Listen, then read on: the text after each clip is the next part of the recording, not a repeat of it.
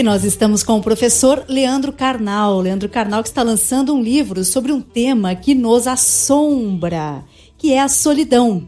É o livro O Dilema do Porco-Espinho, Como Encarar a Solidão. É o livro que sai pela editora Planeta. Professor Leandro Carnal, que alegria tê-lo aqui novamente na CBN. Muito boa noite. Muito boa noite a todos os nossos ouvintes nessa noite de sexta-feira, que é um teste para a nossa solidão, sexta e sábado. É verdade, é quando todo mundo parece que é mais feliz que a gente.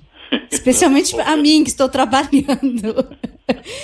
Bom, o livro do professor Leandro Carnal é bem interessante, traz vários aspectos da solidão, né? Além desse assombroso, também tem um aspecto positivo. Mas antes de entrarmos em todos esses aspectos aqui, professor, eu queria entender o que levou o senhor a se debruçar sobre esse tema da solidão. Bem, primeiro, eu sou uma pessoa cercada de muitas pessoas em palestras, viagens e acontecimentos e eventos. Eu sou cercado de muitas pessoas. Isso desenvolveu nos últimos 10 ou 15 anos um amor muito grande pela solidão. Quando eu posso estar sozinho, a minha felicidade é voltar a casa e não ter ninguém. Isso me dá muita felicidade. Mas é sempre a solidão que a gente chama de solitude, aquela que você procura, aquela que você traduz e vive de forma positiva, ela é muito construtiva, mas existe uma solidão que você não procura. É o dilema que dá origem ao título do livro, O Dilema do Porco-Espinho, feito pelo filósofo Schopenhauer, que assistiu, viu, registrou em uma montanha na juventude, no inverno, na Alemanha, que os porcos-espinhos, sentindo frio, se aproximavam uns dos outros, porque tinham frio. E ao se aproximarem, se espetavam, porque eram porcos-espinhos, e se afastavam com dor, mas sentiam frio de novo e se aproximavam.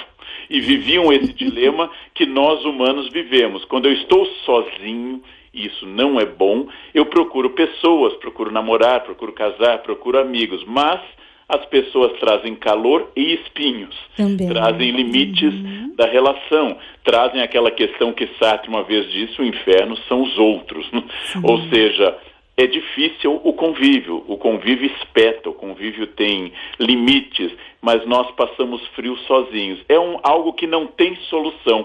Só que o livro então acompanha na literatura, na Bíblia, desde que no capítulo 2 do Gênesis Deus diz, não é bom que o homem esteja só. E a partir daí, como é o convívio dentro de um casamento, em círculo de amigos, como ele se traduz na literatura, na filosofia, na poesia, tudo isso está no livro O Dilema do Porco-Espinho, da editora Planeta. O livro é muito amplo, não é? Nem vamos conseguir aqui dar conta de todos os aspectos, né, e abordagens do Leandro Carnal no livro sobre a solidão. Agora, voltando então a Gênesis, depois eu quero falar um pouquinho mais sobre essa metáfora do porco-espinho, que é muito boa. Mas já que o senhor citou aí a Gênesis, é interessante porque Deus fez o Adão.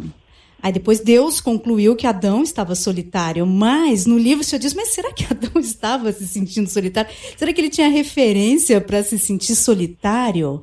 Porque a Bíblia não registra que Adão, em hebraico, em ivrit, Adam é homem, que ele tenha reclamado, mas há algo de curioso nisso, porque todos os animais foram feitos aos pares.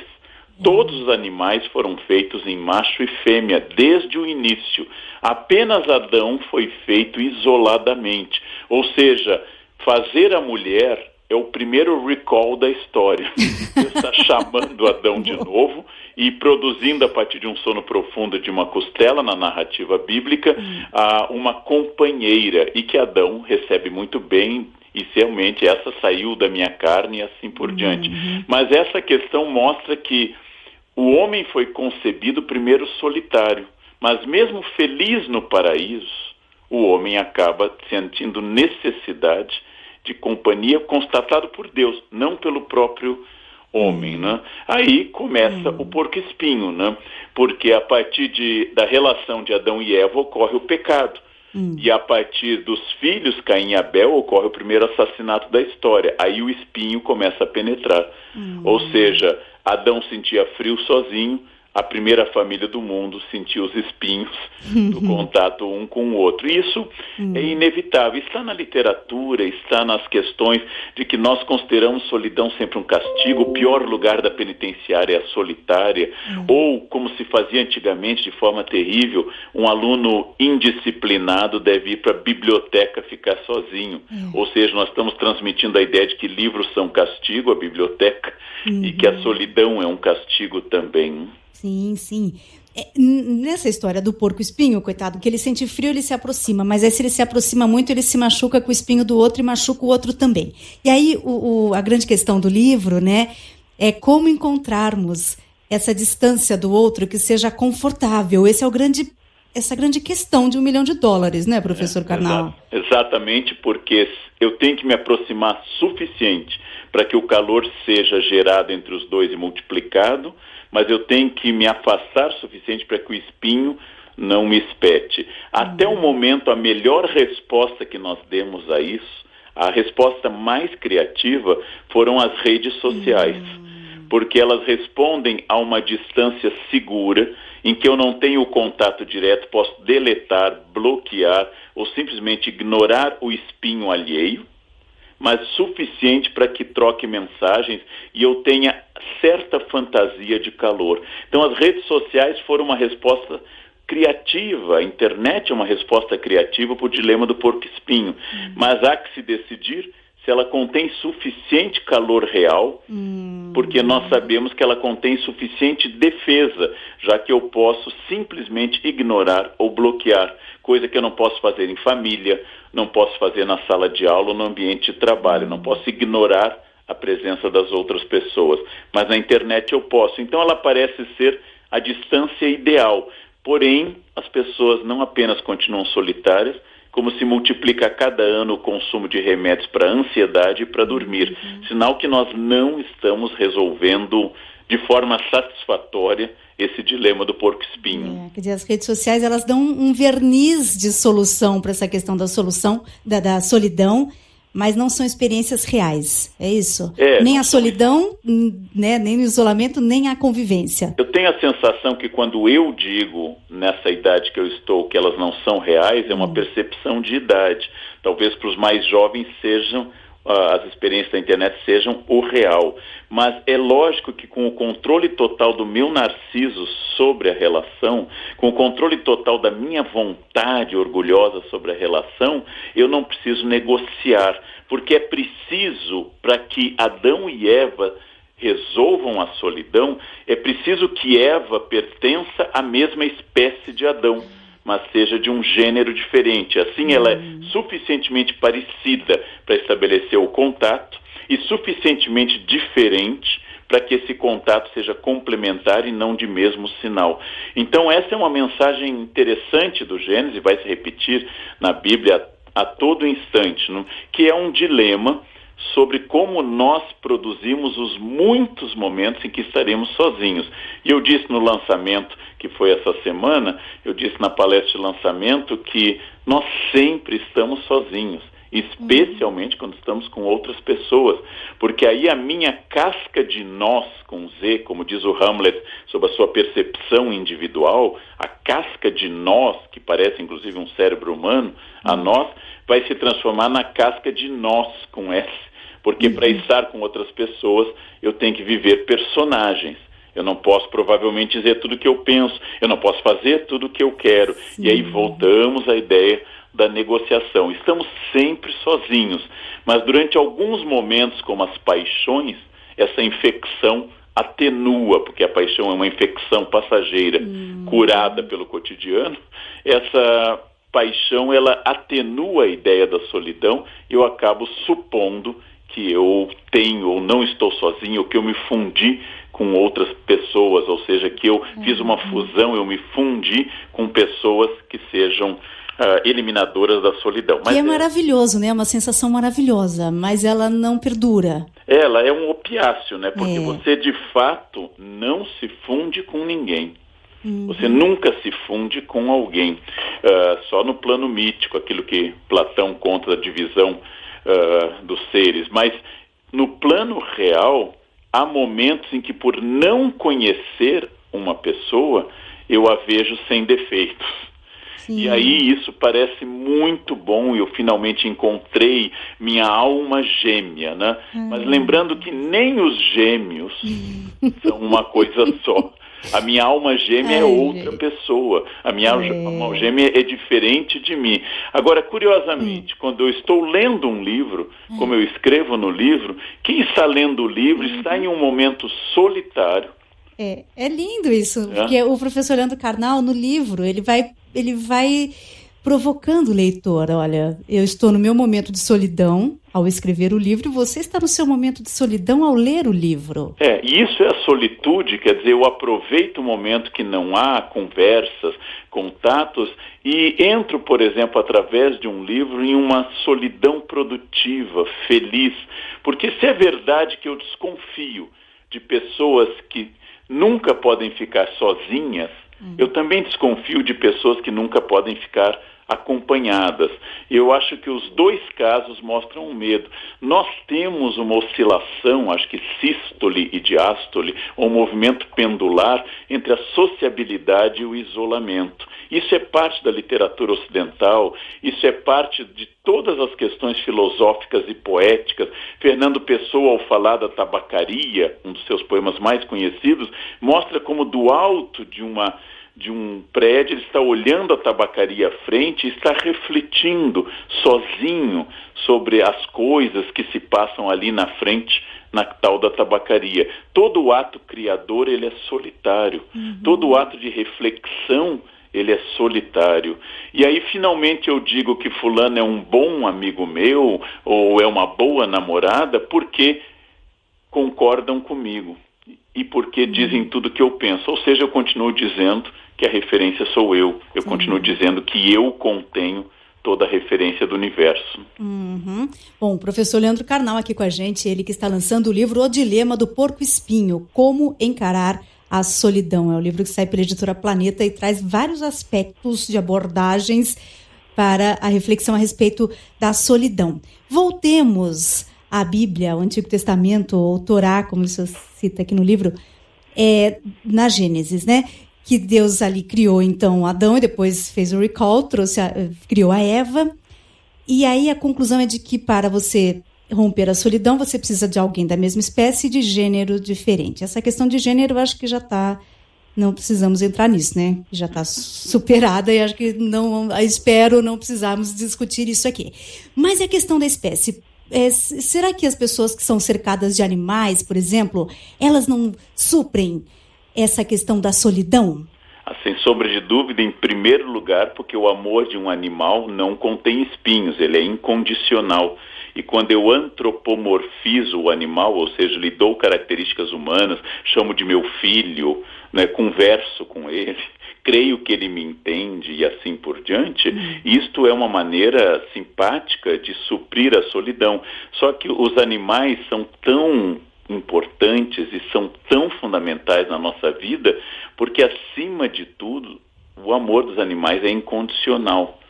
Então aquela velha brincadeira de você botar o seu marido ou a sua esposa no porta-mala trancado e um cachorro, quando você abrir o cachorro que foi trancado por você, ele estará felicíssimo em vê-lo.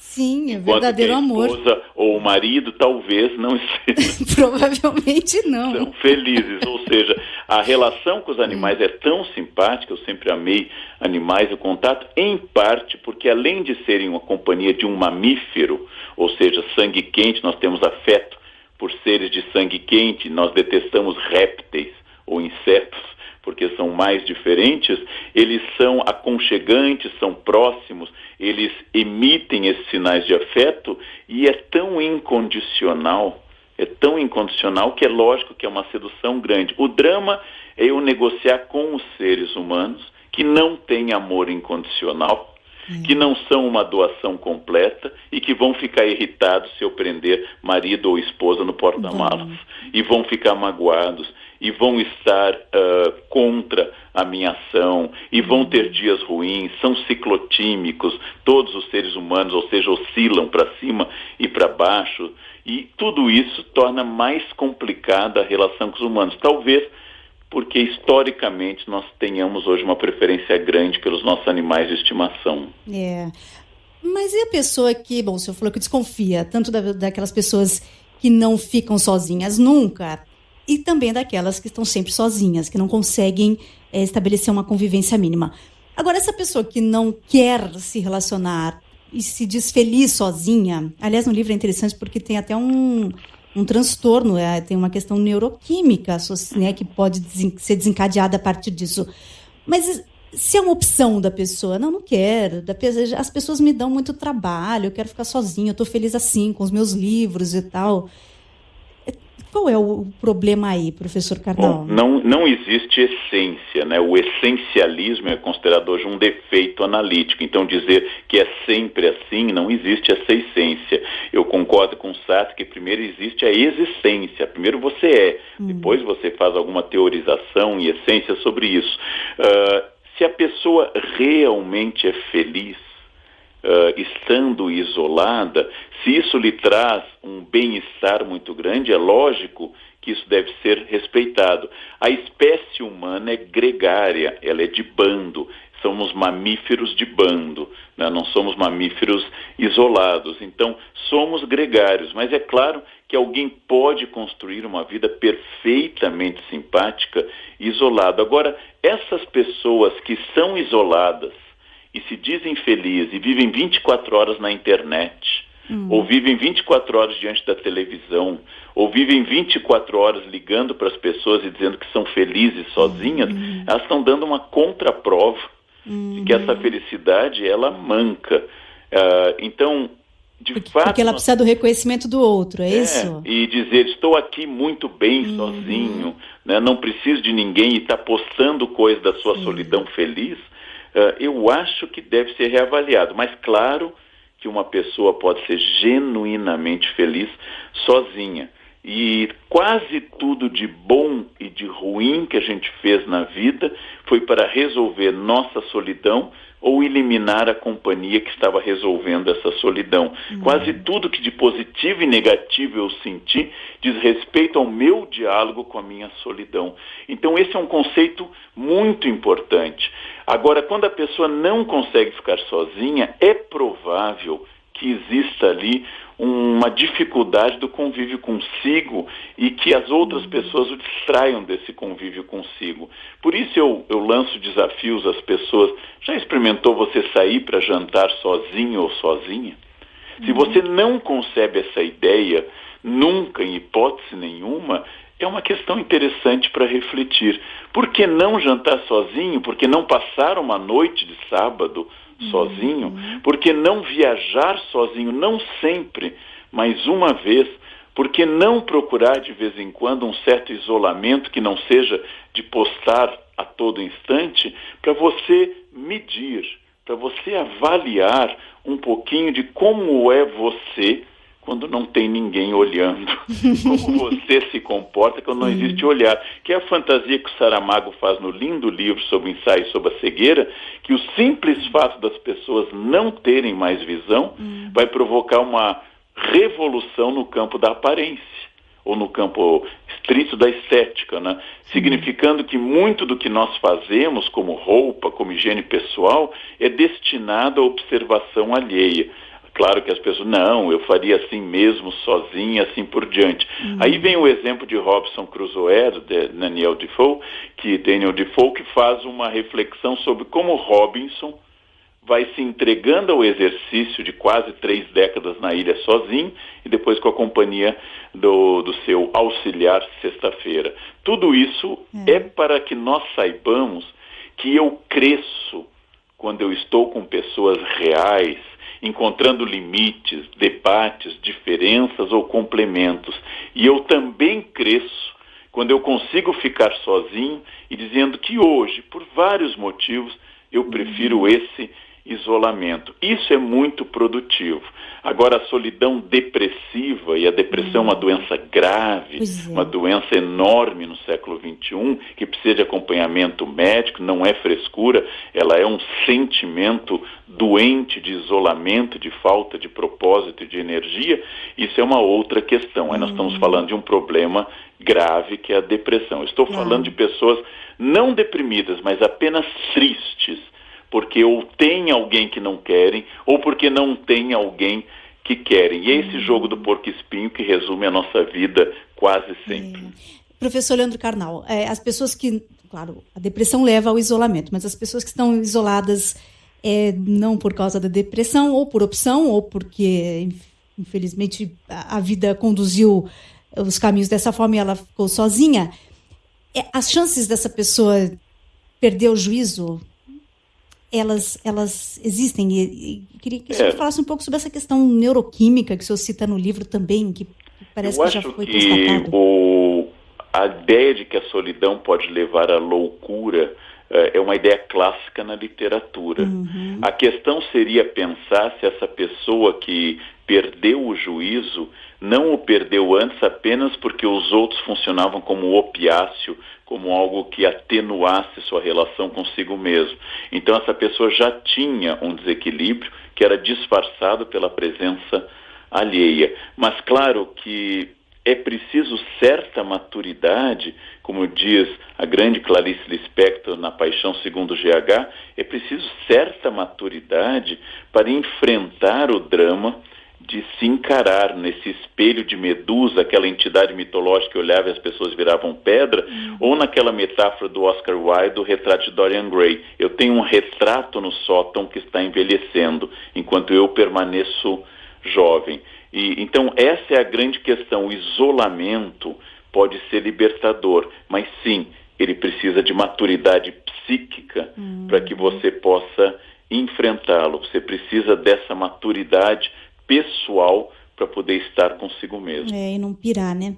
O duro é o isolamento compulsório, né? Aquele que infelizmente tem afetado parte da população, e no livro do professor Leandro Carnal chama atenção para isso, especialmente as pessoas mais velhas, e que na Inglaterra virou uma questão de Estado, né, professor? A Inglaterra criou uma secretaria especial, quase um ministério, contra o isolamento, especialmente das pessoas mais velhas.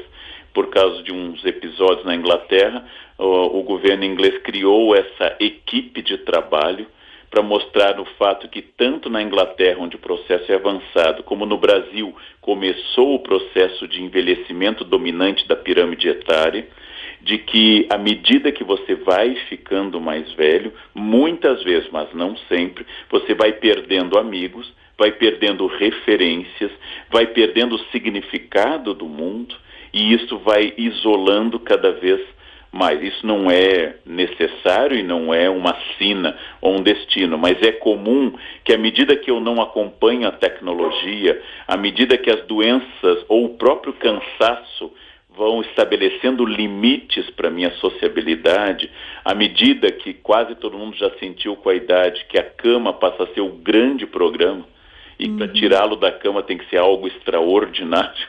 Essa é uma medida que pode dar início a uma sabedoria mais forte, mas também pode ser sinal que você não consegue acompanhar o ritmo das mudanças. Aí você se refugia nas lembranças melancólicas e saudosistas do meu tempo, como as coisas eram melhores, e vai interpretar tudo o que acontece como o fim do mundo. O mundo nunca é o fim do mundo, é sempre o fim do meu mundo.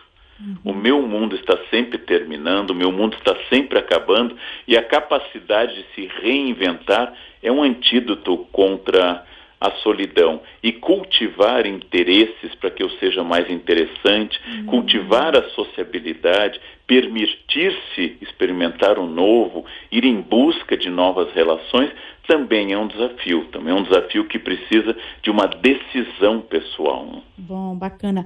E também estar acompanhado, como o senhor fala no livro, professor Carnal, não é sinônimo de que você eliminou a solidão, né? Bom, a coisa mais comum de você ver em um restaurante são casais solitários a dois, né? Cada um no seu celular, olhando sem conversarem e não precisando mais substituir aquele silêncio constrangedor por algum comentário genérico sobre o tempo, não? E absolutamente absortos no seu próprio celular, ou seja, estão juntos, mas não constituíram um casal. Eu acho que a solidão a dois é uma das piores solidões, porque ela vai me convencer que eu estou junto com alguém, quando na verdade eu não estou. A capacidade da entrega na relação é também um gesto de maturidade, um gesto de percepção, de concessões mútuas, que às vezes são mais fáceis para umas pessoas e são mais difíceis para outras pessoas. Em todo caso, isso eu aprendi com a frase de uma aluna, que uma vez disse: a velhice de quem não lê é muito solitária, porque os livros são uma poderosa muleta para você tornar a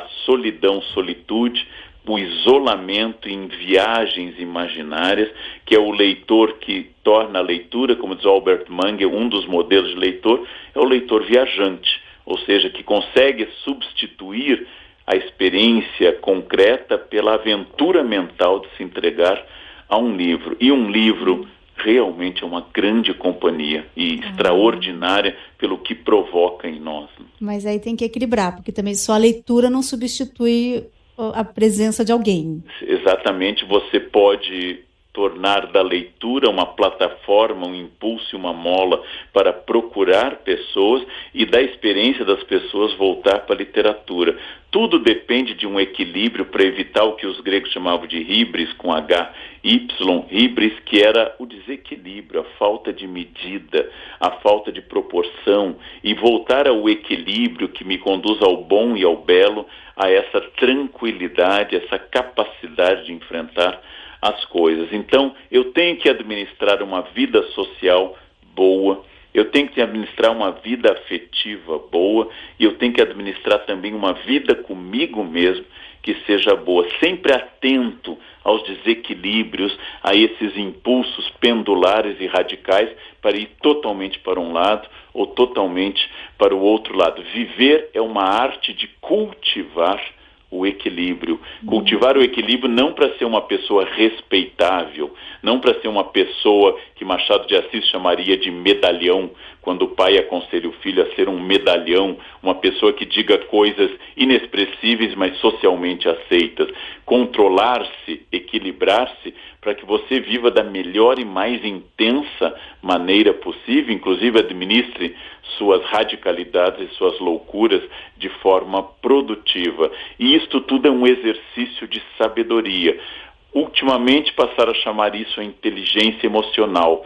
Quando eu estudava, chamávamos a isso de sabedoria, simplesmente. A arte de viver, saber se eu não estou indo demais à terra ou demais ao mar, se eu não estou voando nas nuvens, aquilo que os gregos debochavam, um grande produtor de comédias, Aristófanes, debochava de Sócrates, chamando de nefelibata, a pessoa com a cabeça nas nuvens. Né? E isto é de fato uma arte. Viver é uma arte em que eu não me perca no excesso de trabalho, no excesso de internet, no excesso de atividades, ou foque apenas em uma coisa. Conseguir esse equilíbrio faz parte do lado bom da vida. Afinal, as férias são boas porque existe o trabalho. Se as férias fossem permanentes, por mais que a gente veja isso como modelo, as férias seriam insuportáveis, né? É exatamente a oscilação que torna isso bom, que é essa mudança em que eu posso relaxar ou então estar mais inserido em um universo de horários e assim por diante. Viver é uma arte. Viver é uma arte de equilíbrio. Lindo, legal, muito bacana. Professor Leandro Carnal, muito obrigada, viu, pela entrevista. Eu é que agradeço e desejo uma noite muito produtiva, acompanhado ou sozinho, para todos os nossos ouvintes. Uma boa noite para todo mundo. Boa noite, professor Leandro Carnal, lançando então um livro que é uma reflexão sobre os vários aspectos da solidão. É o livro O Dilema do Porco Espinho, Como Encarar a Solidão. O livro que sai pela editora Planeta.